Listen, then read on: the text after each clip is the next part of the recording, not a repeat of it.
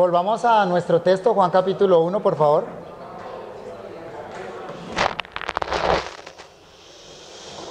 El Evangelio de Juan capítulo 1, el texto que estamos considerando, los primeros versículos del cuarto Evangelio.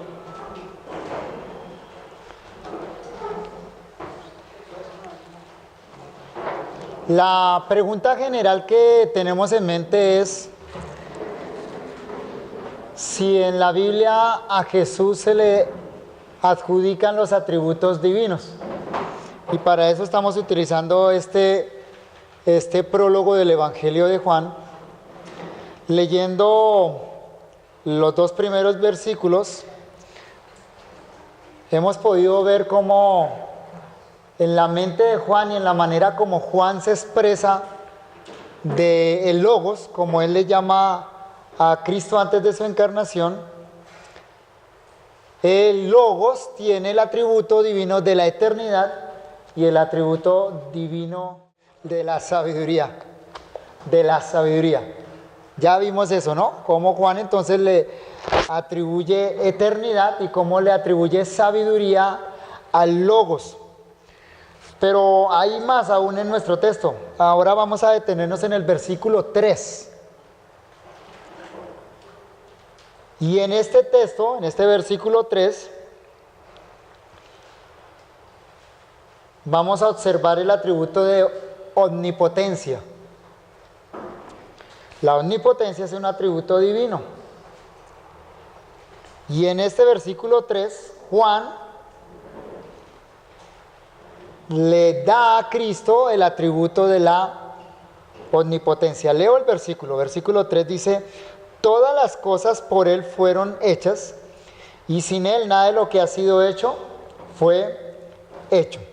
Aquí tenemos una declaración directa y contundente de lo que nosotros le llamamos la omnipotencia divina. Como veíamos anteriormente, en este pasaje claramente se distingue al creador de la criatura. Observe muy bien, el versículo dice: todas las cosas por Él fueron hechas y sin Él nada de lo que ha sido hecho fue hecho. Básicamente este texto nos señala dos tipos de seres. Un ser que es el creador y otro ser o otros seres que son la criatura. En sentido básico, este texto lo que está señalando esto. Hay un creador y hay una creación, hay una criatura. Algo que veíamos anteriormente y que es muy importante resaltar en este versículo es que aquí aparece el verbo griego ginome o ginomai. Juan lo reservó hasta este punto. Anteriormente, cuando se estuvo refiriendo al logos y a la naturaleza del logos, él utilizó el verbo cero estar, el verbo imi en griego. Pero ahora es apropiado utilizar otro verbo griego porque Juan va a empezar a hablar de las cosas hechas. Y aquí entonces en este versículo encontramos 3 veces el verbo ginome, que significa llegar a existir. Ese verbo en griego significa llegar a existir. 3 veces lo encontramos en nuestro texto. Voy a señalarlas. El versículo dice lo siguiente: todas las cosas por Él fueron hechas. ¿Notan el verbo fueron hechas ahí en español? Una forma compuesta. ¿Sí? Fueron hechas es el verbo ginome. Sigue diciendo el texto: y sin Él nada de lo que ha sido hecho. ¿Notan? Ha sido hecho. Otra forma compuesta del verbo, ahí nuestra traducción, es el verbo ginome. Y finalmente dice fue hecho. Ese verbo, como les dije, significa llegar a existir. Podríamos parafrasear el versículo de esta manera: todas las cosas por Él llegaron a existir. Y todo lo que llegó y nada de lo que existe o llegó a existir, aparte de Él o sin Él, no llegó a existir. Entonces, en la mente de Juan hay alguien que es eterno, pero hay unas cosas que llegaron a existir. Eso simplemente señala hacia el creador y la criatura. Preguntémosle al texto, ¿qué es lo que llegó a existir? ¿Qué cosas llegaron a existir? ¿O qué cosas componen lo que nosotros le llamamos criatura? La respuesta del texto, ¿cuál es? Todas las cosas. Esa expresión, todas las cosas, es una expresión absoluta. En otras palabras, incluye todas las cosas. Vale la pena decirlo. No siempre que usted encuentre el todos en la Biblia, es todos, absoluto. Pero en este caso, aquí en este versículo, el todas las cosas incluye efectivamente todas las cosas. Hay algo, solo hay algo que sale de ese margen de todas las cosas. ¿Qué es? El creador. El creador. ¿Cuál es la relación entre el creador y la criatura según este texto? ¿Qué relación hay entre el logos, que es creador, y la criatura, que está señalado acá con el llegar a existir? ¿Cuál es la relación que hay entre ellos dos? La palabra que señala esa relación es la preposición por. En español, por. ¿Sí? En griego la preposición dia, que señala lo que se le llama en gramática un complemento agente. Aquí estamos, hablando ya gramaticalmente, aquí estamos ante una estructura pasiva. O sea, el verbo está en voz pasiva. Fueron hechas. El sujeto, todas las cosas, se le denomina un sujeto paciente, porque el sujeto en este caso no es el que hace la acción del verbo, sino que la recibe. Todas las cosas es el sujeto. Acá el texto dice no que todas las cosas se hicieron, sino que todas las cosas llegaron a existir. Y cuando hay una estructura pasiva de esta manera, con un sujeto paciente que no hace la acción, sino que la recibe, por lo general vamos a encontrar un complemento que se llama el complemento agente. O sea, ¿quién hace esa acción? En español se introduce con la preposición por. En griego usted va a encontrar que lo introduce la preposición día. Entonces la pregunta es, si todas las cosas es el sujeto y el verbo es fueron hechas, ¿quién hizo esas cosas? ¿Quién es el agente creador? Por él. Pronombre personal, él. ¿Que se refiere a quién? Venimos desde atrás hablando del logos. La relación entonces simplemente es esta. Hay alguien que crea y el resto es criatura. El creador hizo la criatura. Ese es el punto entonces de Juan. Y Juan, para que nos quede bien clara la idea, lo señala tanto positiva como negativamente. Positivamente, todas las cosas por él fueron hechas. Dicho de manera positiva, todas las cosas por él fueron hechas. Pero negativamente, dicho negativamente, o sea, con un no. ¿Qué dice Juan? Y sin él, nada de lo que ha sido hecho fue hecho. O sea que básicamente nos dice lo mismo, pero lo dice como una afirmación y lo dice como una negación. Afirmación, él hizo todas las cosas. Negación, nada de lo que existe puede existir sin él, sin la agencia mediadora de él. En la Biblia, generalmente el acto de creación se le adjudica a Dios. Eso es claro en la Biblia, eso lo sabemos. Si usted abre su Biblia en Génesis capítulo 1, versículo 1, ¿qué dice? En el principio creó Dios los cielos y la tierra. O sea que el agente creador, de acuerdo a la Biblia, ¿quién es? Dios. Usted nunca va a encontrar algo diferente en la Biblia. Puede leerla completa, escarbar por aquí y por allí, y siempre en la Biblia el agente creador es Dios, el creador es Dios, siempre ese es el lenguaje de la Biblia. Y hay una razón, y es que solo Dios es todopoderoso, solo Dios es omnipotente, solo Dios tiene el poder suficiente para traer a existencia el universo, para crear de la nada. Note por ejemplo Apocalipsis 4, versículo 11. Señor, digno eres de recibir la gloria y la honra y el poder, porque tú creaste todas las cosas y por tu voluntad existen y fueron creadas. Apocalipsis 4:11. Solo Dios es creador. Solo Dios tiene el poder de crear. Por la voluntad de Dios es que las cosas existen. Entonces, ¿cómo podemos entender nosotros que Juan diga que el Logos es creador? ¿Qué piensa Juan del Logos para que diga, y piensen ustedes, recuerden que Juan es un judío, y para un judío estas cosas son absolutas? ¿Cómo Juan, que es judío, puede afirmar que el Logos es creador? ¿Cuál es la conexión que hay en su mente que le permite afirmar que el Logos es creador? Simplemente que asume que el Logos es Dios. Hebreos capítulo 1, versículo 8. Hebreos capítulo 1, versículo 8, hasta el versículo 12, amplía esta idea. Otro autor bíblico, pero noten cómo entonces nos amplía esta idea.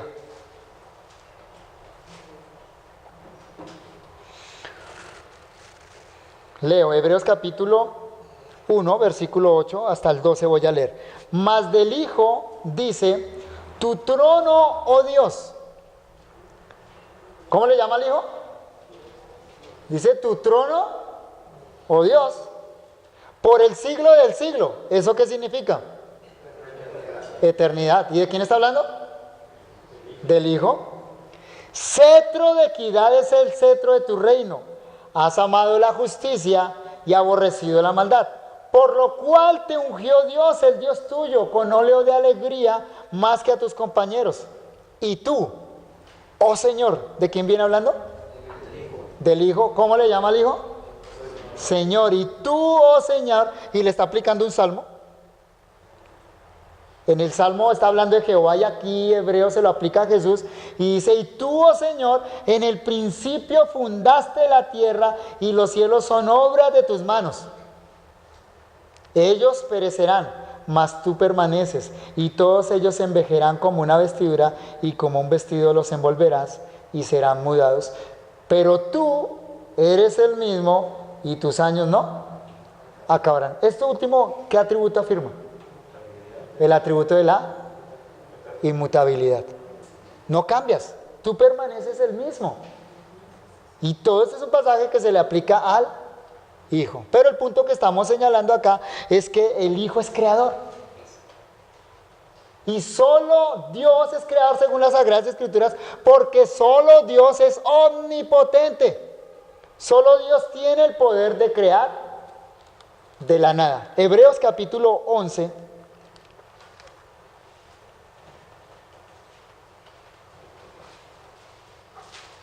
Afirma eso con respecto a Dios.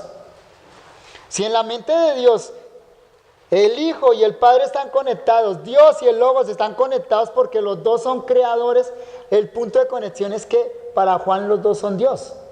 Porque mire cómo afirma esto Hebreos capítulo 11, versículo 3.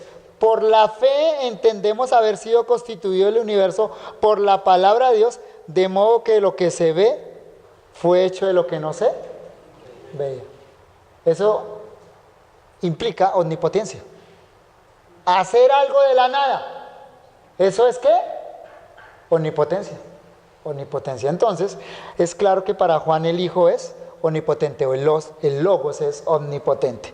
Cuarto, entonces primero eternidad, segundo sabiduría, tercero omnipotencia. En cuarto lugar, vamos a considerar el atributo de soberanía. Juan capítulo 1, otra vez. Juan capítulo 1, volvamos allá. Pero ahora vamos a considerar el atributo de soberanía. Para Juan, Jesús o el Logos tiene el atributo de soberanía. En el texto encontramos algunas implicaciones o algunas ideas que nos llevan a concluir que es así, pero también en este texto de Juan, en el contexto más amplio, encontramos algunas afirmaciones explícitas de la soberanía del Logos. Recuerden que cuando hablamos de soberanía estamos hablando de control o dominio absoluto, autoridad absoluta sobre algo. Eso es soberanía. Inicialmente miremos Juan 1 al 3, Juan 1 al 3, y veamos algunas afirmaciones, algunas ideas que implican que el Logos es soberano. Juan 1 al 3. Primero, versículo 3, dice, Todas las cosas por Él fueron hechas y sin Él nada de lo que ha sido fue hecho. Ya dijimos, Juan está afirmando acá que el Logos es creador, ¿cierto? Eso es claro. ¿Quién hizo todas las cosas? El Logos.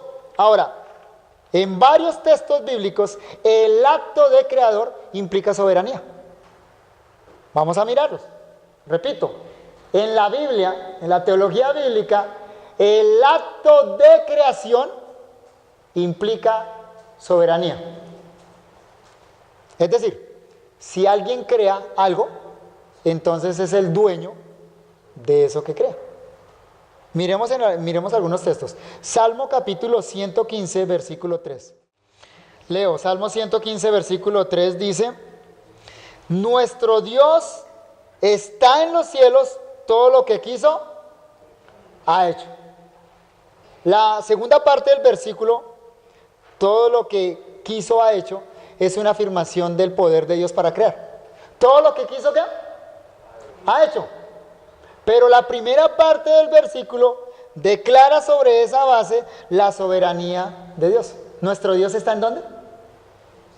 En los cielos. ¿Qué significa esa expresión de que nuestro Dios está en los cielos? Gobierna. Es una declaración de soberanía. Él está arriba. Por lo tanto, lo que quiere hacer, lo hace. Salmo capítulo 135, versículos 5 al 7. Salmo 135, versículos 5 al 7.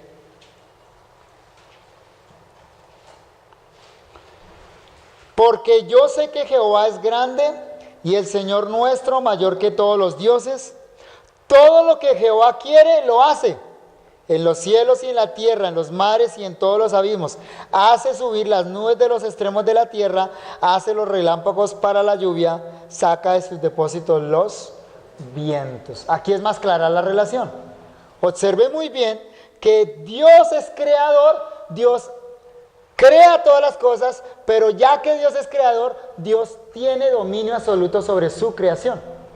Entonces, si Dios es creador, Dios es soberano sobre su creación.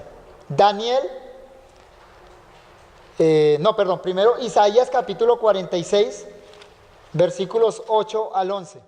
Acordaos de esto y tened vergüenza. Volved en vosotros, prevaricadores. Acordaos de las cosas pasadas desde los tiempos antiguos, porque yo soy Dios y no hay otro Dios.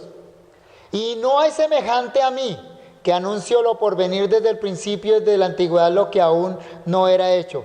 Que digo, mi consejo permanecerá y haré todo lo que quiero. Que llamo desde el oriente al ave y de la tierra lejana al varón de mi consejo. Yo hablé y lo haré venir, lo he pensado y también lo haré. O sea, ¿qué hace Dios con sus criaturas? Lo que Él quiere. ¿Por qué? Si alguien se para delante de Dios y le dice, Dios, ¿por qué haces lo que quieres con tus criaturas? La respuesta simple, bíblica, ¿cuál es? Yo soy el creador. O sea que hay una relación clara en la Biblia entre ser creador y ser soberano. Si Dios creó, tiene el derecho de hacer lo que quiera con su creación. Eso es soberanía. Y quizá el pasaje más claro en la Biblia al respecto es Daniel capítulo 4, versículo 35. Daniel 4, 35.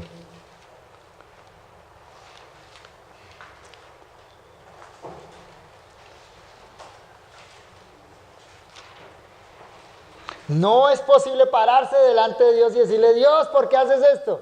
La razón simplemente, insisto, en la Biblia es, Dios dice, yo soy Él, creador. Daniel 4, 35.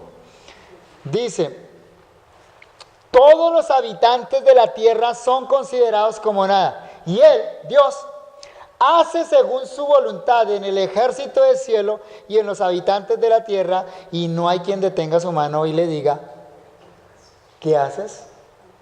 ¿Qué haces? Por supuesto, si Dios creó todas las cosas, por derecho propio, tiene autoridad sobre lo que creó. Y es que eso es así incluso en las relaciones netamente humanas, ¿o no? En la actualidad tenemos una figura que se llama derechos de autor. ¿Qué significa eso de derechos de autor?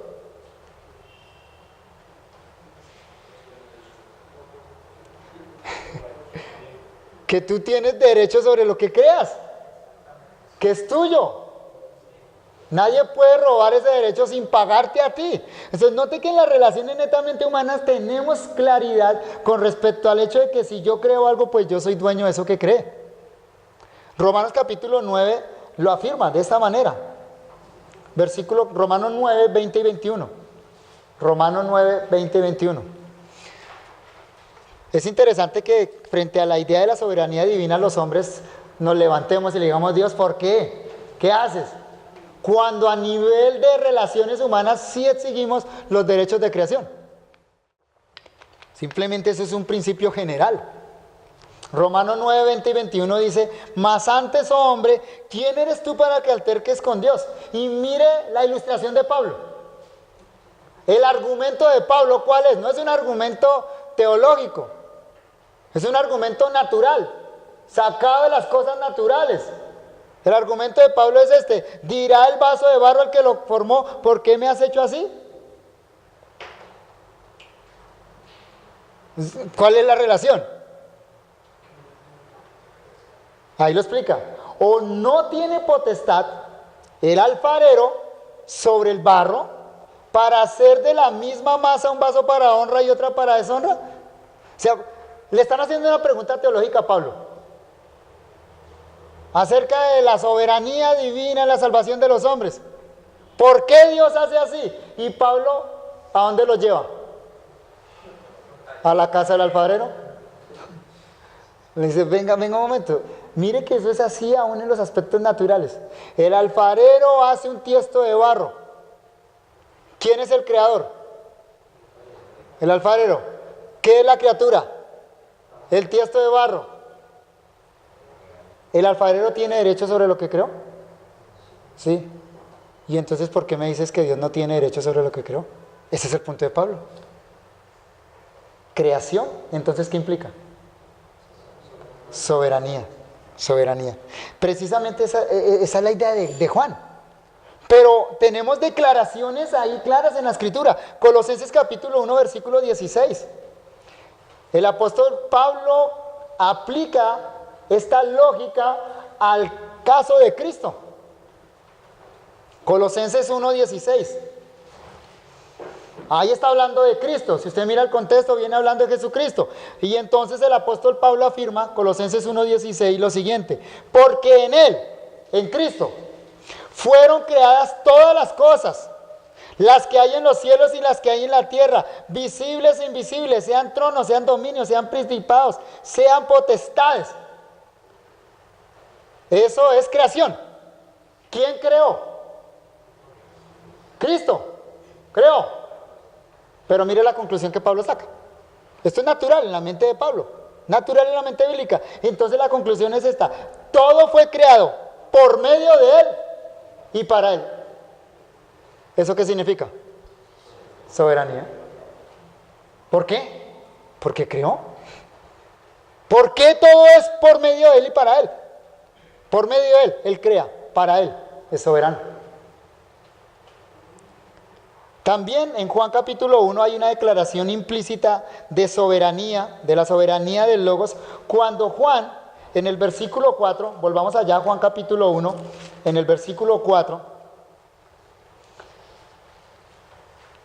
Juan nos dice que en Él, en el Logos,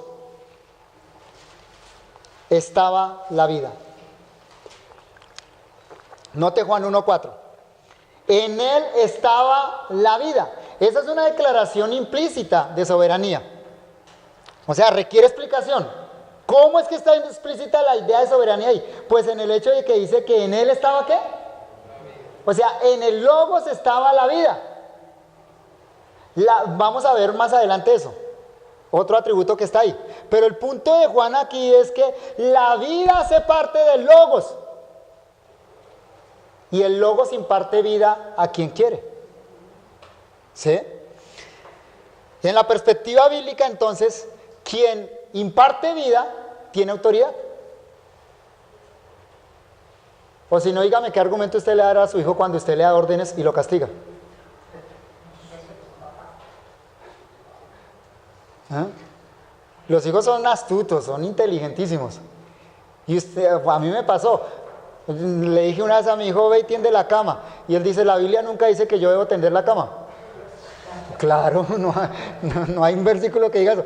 Pero la Biblia dice que yo soy tu papá y que yo tengo autoridad sobre ti. ¿Por qué un padre tiene autoridad sobre su hijo? No me va a decir que es que Dios era Dios, sí, yo sé. ¿Pero por qué? ¿Por qué? Porque lo engendró. Yo te engendré a ti, yo tengo autoridad sobre ti. Esa es la perspectiva bíblica. Quien engendra tiene autoridad sobre lo que engendra. Ese, por ejemplo, es el argumento de Malaquías 1:6. El argumento de Malaquías 1:6 es esto: el hijo honra al padre y el siervo a su señor. Si yo soy padre, dice Jehová, ¿dónde está mi honra? Y si soy señor, ¿dónde está mi temor? Dice Jehová de los ejércitos. ¿Sí nota la relación del padre el hijo, entonces de Dios con su pueblo? El padre tiene autoridad sobre el hijo. ¿Por qué Jehová tiene autoridad sobre su pueblo?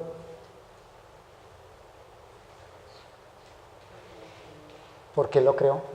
Él es el padre de su pueblo. Él le dio vida y existencia a su pueblo.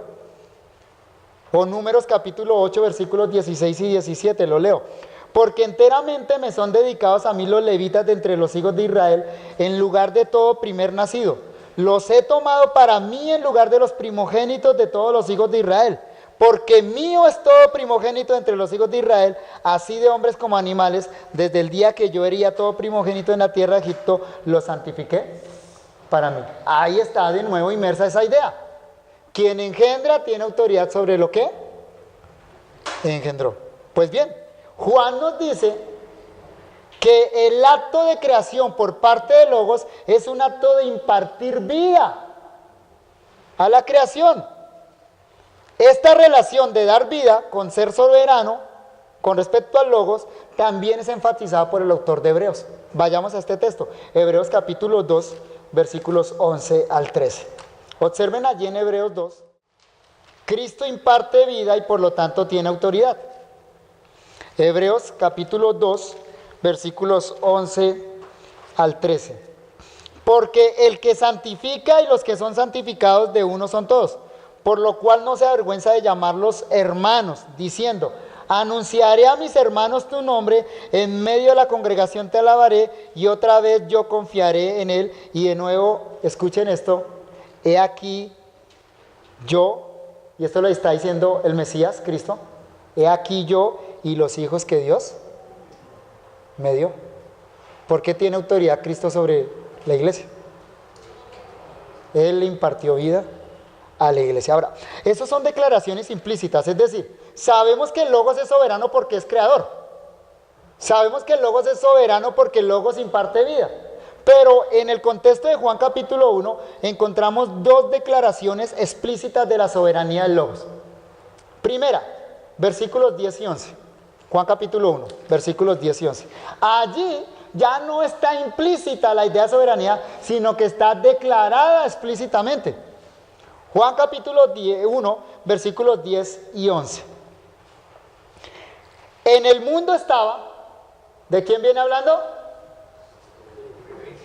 Del Logos. En el mundo estaba y el mundo por él fue hecho, pero el mundo no le conoció.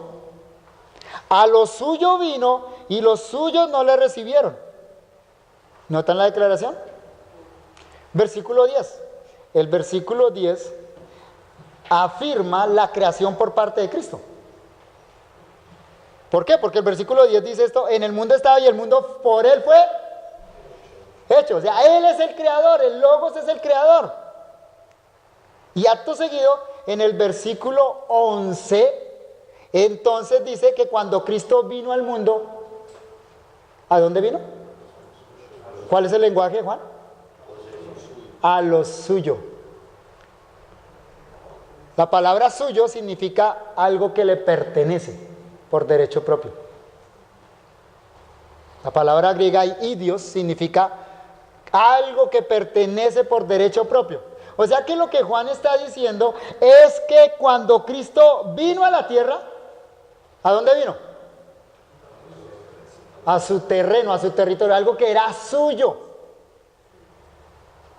A lo suyo vino.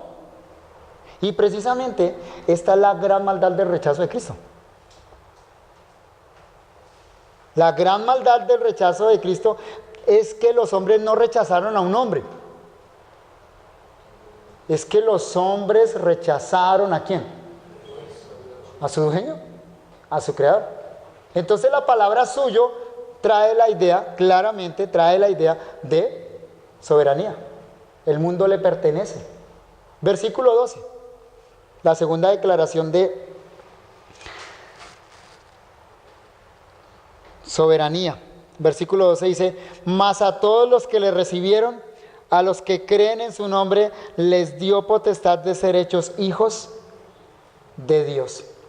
Y esta es una maravillosa declaración, no solo por la promesa que contiene, hay una promesa maravillosa ahí, sino también por la afirmación que está ahí en el texto. La promesa es esta. La promesa que da este versículo es esta: mas a todo al que le recibe, ¿qué? Les da la potestad de ser hechos hijos de Dios. La promesa es esta, es que se puede llegar a ser hijo de Dios. Pero hay una afirmación ahí. Nótenla. Mas a todos los que le recibieron, ¿a quién? Al Logos. Ese le se refiere al Logos. Es de quien viene hablando, no cambia. Mas a todos los que le recibieron, a los que creen en su nombre, ¿en el nombre de quién? Del Logos, de Cristo. Escuchen, les dio potestad de ser hechos hijos de Dios. ¿Quién tiene la potestad de hacer hijos para Dios? Es el Logos. No ha cambiado de sujeto en la oración, no ha cambiado de referencia. Entonces, cuando Juan nos dice que les dio potestad, quien hace la acción de dar potestad es el Logos. Esto es increíble. Juan nos está diciendo que Cristo tiene la autoridad, la potestad, el poder de hacer de pecadores hijos de Dios. ¿Cómo es posible eso? ¿Cómo es posible eso? O sea, ¿cómo es que Cristo tiene esa autoridad, ese poder de decir: este es hijo de Dios, este es hijo de Dios, este no es hijo de Dios? ¿Eso no es un lenguaje de autoridad? ¿Eso no es un lenguaje de soberanía? Entonces, claramente, Juan ahí nos está enseñando la soberanía del Logos. Aceidad. Vamos entonces a un quinto atributo, la aceidad. Repasemos entonces: eternidad, sabiduría, omnipotencia, soberanía y, en quinto y último lugar, vamos a considerar la aceidad. Y me refiero a la afirmación del versículo 4. La afirmación del versículo 4 que dice: en él estaba la vida. Me refiero a esa afirmación. Aquí obviamente sigue refiriéndose a Jesucristo, y cuando Juan dice que en él estaba la vida, le está atribuyendo lo que se llama la aceidad divina. Y voy a explicar qué es aceidad. Primero, la definición del diccionario en español, la definición básica de la palabra aceidad. Dice el diccionario de español: atributo de Dios por el cual existe por sí mismo o por necesidad de su propia naturaleza. Repito, atributo de Dios por el cual existe por sí mismo o por necesidad de su propia naturaleza.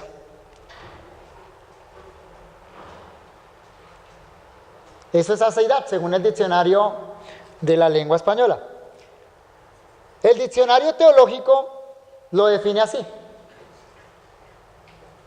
doctrina que enseña que el fundamento de la vida de Dios está en Él mismo.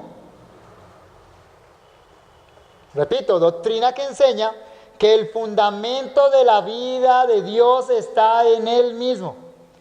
O sea, el Ser Supremo no depende de nada fuera de sí para existir. El Ser Divino no depende de nada fuera de sí para existir. Entonces, la aceidad es la doctrina de la autoexistencia de Dios. Cuando hablamos de aceidad nos estamos refiriendo a la doctrina de la autoexistencia de Dios. Ampliando la idea, Louis Berkhof dice lo siguiente en su teología sistemática: Dios existe por sí mismo. La base de su existencia se encuentra en Él mismo. A veces esta idea se expresa diciendo que Él es su propia causa, pero esta expresión difícilmente puede ser acertada, puesto que Dios no tiene causa. Él existe por la necesidad de sí propio y por tanto necesariamente. Al contrario, dice Louis Berkhof, el hombre no existe necesariamente y tiene la causa de su existencia fuera de sí. Eso es aceidad. Ahora, note que entonces esto genera un contraste bien profundo entre el creador y la criatura. El punto es el siguiente: Dios necesita, o mejor, Dios existe por necesidad. Dios existe por necesidad. En otras palabras, Dios no puede no existir. Porque si Dios no existiera, nada existiría. Pero la criatura no tiene que existir. Déjame decirle algo. Usted y yo no tenemos que existir. El día que muramos, nada le pasa al universo. Van a llorar por nosotros, sí, claro. Nuestros seres queridos van a llorar, pero les aseguro algo: el día que nosotros muramos, el universo continúa. Dios continúa. Si notan que nosotros existimos, eso se llama en teología, en filosofía, existimos contingentemente. O sea, existimos no por necesidad, sino por la voluntad de Dios. Si nos detenemos a examinar entonces la declaración de Juan, volvamos allá a Juan 1:4. La declaración que tenemos en mente es esta: en Él estaba la vida. Vamos a encontrar que el logos en la mente de Juan tiene este atributo que acabamos de describir, la aceidad. O sea, el logos tiene vida en sí mismo. La afirmación de Juan, insisto, es esta: en Él estaba la vida. Pensemos inicialmente qué no dice Juan. Juan dice: en Él estaba la vida. Pero ¿qué no dice Juan? Por ejemplo, Juan no dice que Él tiene la vida. ¿Sí lo nota?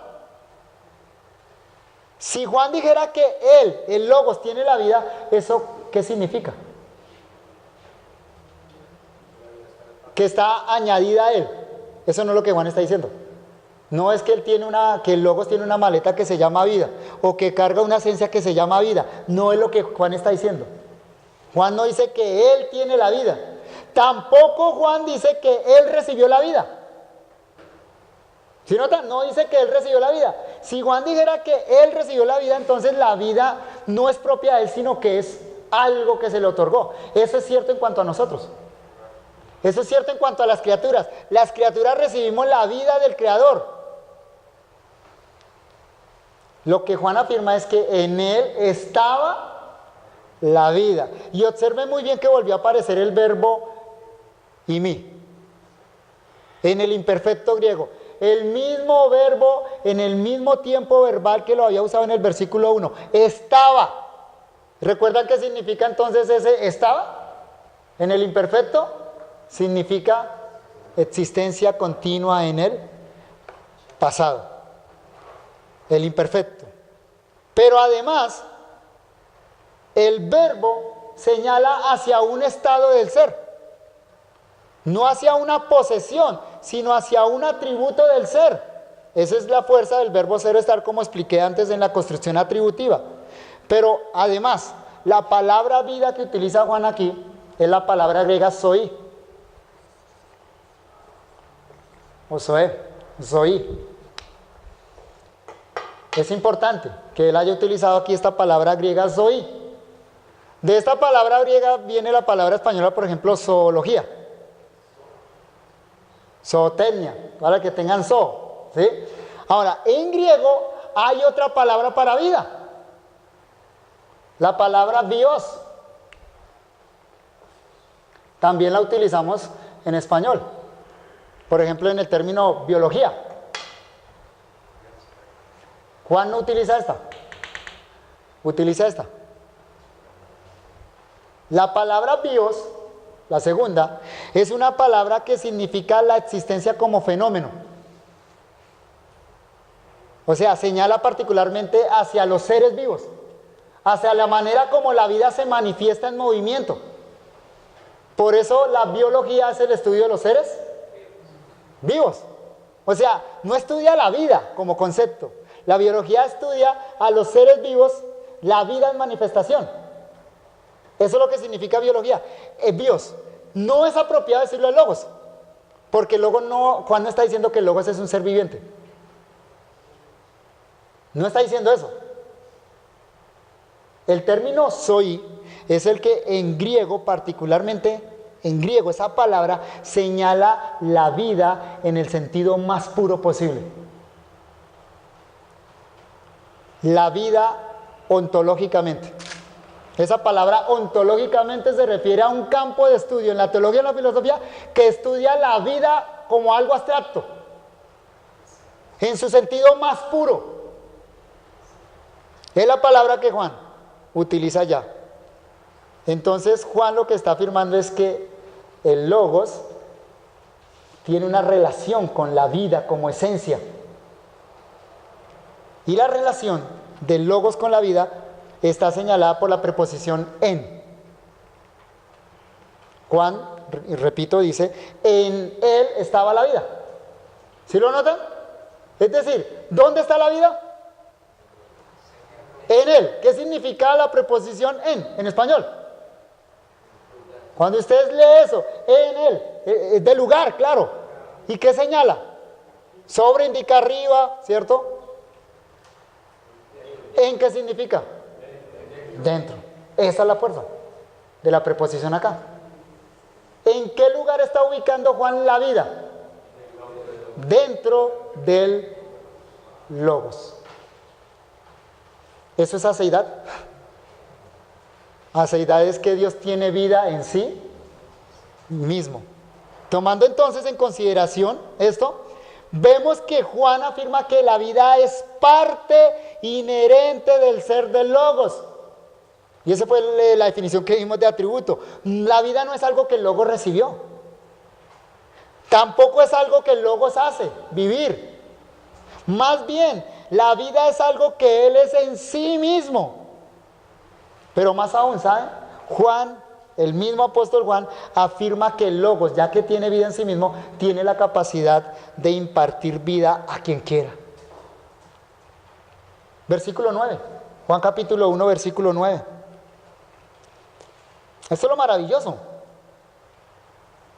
Que el logos, que tiene vida en sí mismo, tiene el poder de impartir vida a quien Él quiera. Versículo 9. Aquella luz verdadera que alumbra a todo hombre venía a este mundo. El concepto de luz y vida son paralelos en la Escritura. Versículo 16, ahí mismo, en el capítulo 1. Porque de su plenitud tomamos todos y gracia sobre gracia. ¿Sí nota qué hace el logos?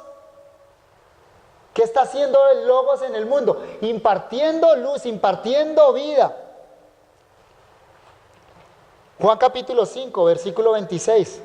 Ampliemos el contexto del Evangelio. Juan capítulo 5, versículo 26.